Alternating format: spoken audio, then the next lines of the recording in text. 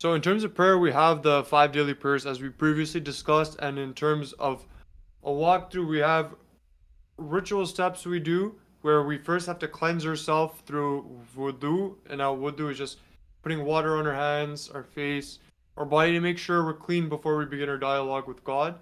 Now, how I view prayer is essentially you have to do the ritual steps to initiate your talk with God, which happens after prayer. So, after prayer, I'll sit down and ask God for this, ask God for forgiveness, ask God for whatever I need. What we use is we usually have a prayer mat. So, I have my prayer mat in the corner. I can just quickly show that to you. Yeah, sure.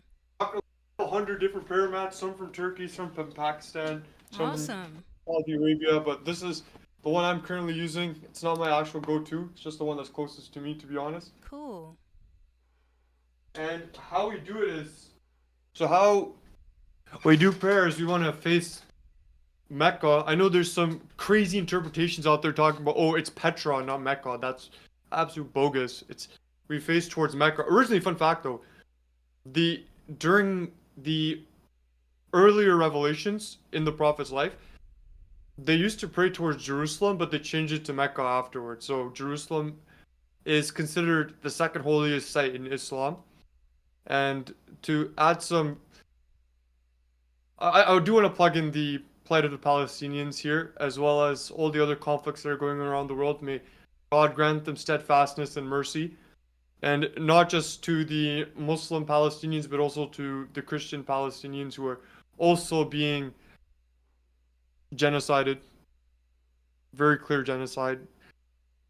So, in terms of prayer, we first start by saying Allahu Akbar. Allahu Akbar. Colloquially, oh, terrorist says Allahu Akbar. All Allahu Akbar means is God is greater. It's not greatest because greatest refers to God being limited. It's rather greater because there's nothing that God is limited by. So, whatever you say is the greatest, God will always be greater than the greatest.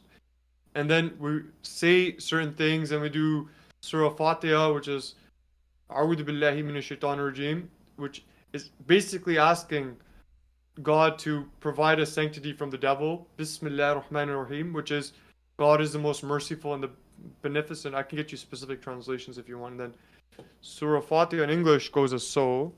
In the name of God, the gracious, the merciful. Praise be to God, Lord of the worlds, the most gracious, the most merciful, Master of the day of judgment. It is you who we worship, and upon you who we call for help. Guide us to the straight path, the path of those you have blessed, not of those against whom there is anger, nor of those who are misguided.